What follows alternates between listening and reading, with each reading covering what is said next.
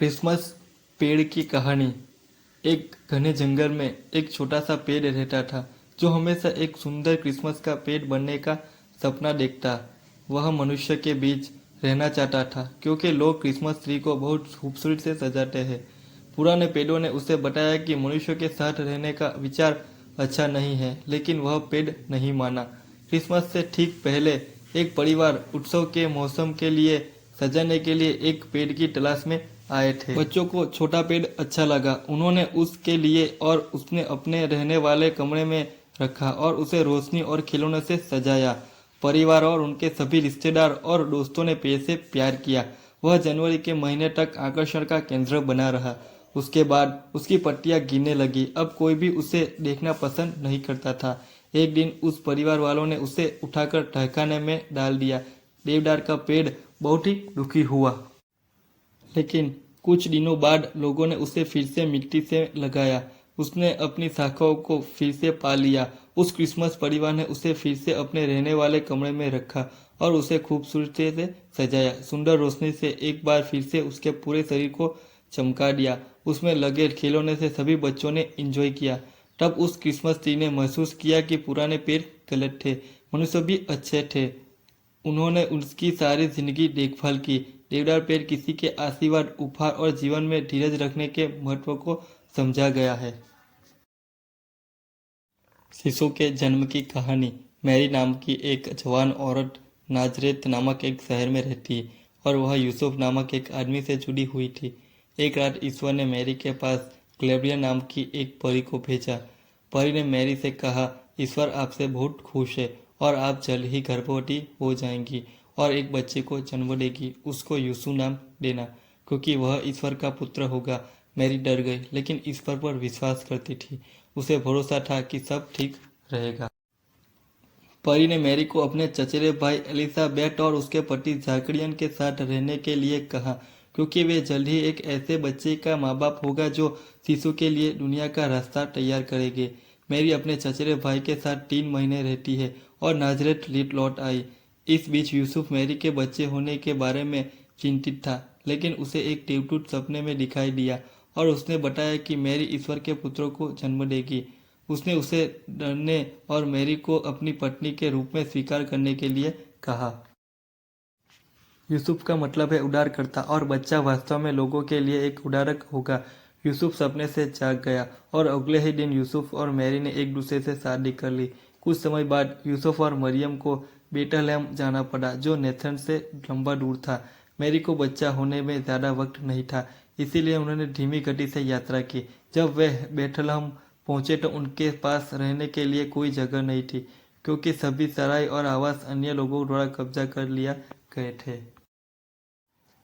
यूसुफ और मरियम ने गायों, बकरियों और घोड़े के रहने के स्थान पर शरण ली और उसी रात शिशु का जन्म हुआ। जीसस को जन्म होने के बाद मंदिर में रखा गया था और पहने हुए कपड़े में लपेटे थे। चरवाहा अपनी भेड़ बकरियों को संभाल ले आए तो उन्हें एक परी दिखाई दी। देवदूत ने उन्हें बताया कि आपका उद्धारकर्ता आज बेथलेहम में पैदा हुआ था। चरवारों ने यकीन नहीं किया, लेकिन जब उन्होंने यूसुफ, मरियम और बच्चे शिशु को देखा तो आश्चर्यचकित और खुश हुए। शिशु के जन्म के समय आसमान में एक उज्जवल नया सितारा दिखाई दिया। एक दूतराज के देश में 3 बुद्धिमान पुरुष थे जो जानते थे कि एक महान राजा के आगमन का संकेत है, और वे उसे ढूंढने के लिए पहुंचे। राजा हेरोदेस ने सुना कि बुद्धिमान लोग महान एक नए राजा की तलाश में है जो उनके स्थान ले सकता है।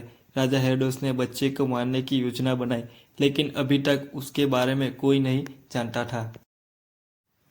3 बुद्धिमान पुरुष उज्जवल सितारे का पीछा करते गए जब तक वे स्थिर स्थान पर नहीं आए जहां शिशु का परिवार था। उन्होंने उन्हें उपहार दिए और ईश्वर के पुत्र के रूप में पूजा की।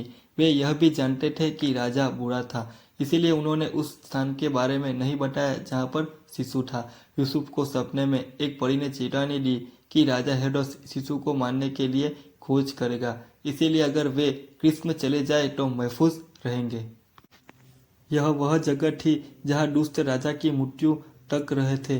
जब हेरोदेस शिशु को खोजने में नाकाम रहा तो उसने बेथलेहम के सभी छोटे बच्चों को मारने का आदेश दिया। हेरोदेस की मृत्यु के बाद शिशु और मरियम ने मिस्र छोड़ दिया और इज़राइल की यात्रा की। उन्होंने अपना बाकी जीवन नाजरेथम में बिताया था। पापा पानोस क्रिसमस स्टोरी इन हिंदी। पापा पानोस एक बुजुर्ग कोल्बर था जो रूस में छोटे से गांव में अकेले रहते थे। उसकी पत्नी मर गई थी। उसके बेटे और बेटियां बड़े हो गए थे। वे अपने घर से बहुत दूर रहते थे। क्रिसमस के दिन वह अपनी छोटी सी दुकान में अकेले और उदास बैठे। उसने बाइबल पढ़ने और शिशु के जन्म की कहानी पढ़ने का फैसला किया। एक दिन जब वो सो गया तो उसने सपना देखा। ईश्वर ने उसे बताया कि शिशु उसके घर आ सकता है और वह अगले दिन उसे देख सकता है। हालांकि शिशु उसे अपनी पहचान प्रकट नहीं करेगा। अगले दिन क्रिसमस दिवस था। पापा पानोस जल्दी उठ गए क्योंकि वे ईश्वर से मिलने के लिए बहुत उत्साहित थे। उन्होंने कड़ी ठंड के बावजूद सड़क पर सफाई करने वाले स्वीपर को देखा। उन्होंने उसे बुलाया और उसे कुकीज़ के एक प्लेट फूल के साथ एक गर्म कॉफ़ी की पेशकश की। उसके बाद उसने एक माँ को छोटे बच्चे के साथ उदास मनोदशा में देखा जो जीवन से निराश दिख रही थी। उन्होंने उसे बुलाया और उनके साथ दोपहर का भोजन किया। उन्होंने बच्चे के लिए छोटे जूते की जोड़ी बनाकर दी।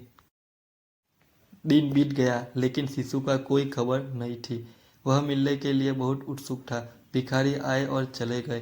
पापा पानोस उन्हें बिना किसी विचार के खिलाया और उनकी मदद की।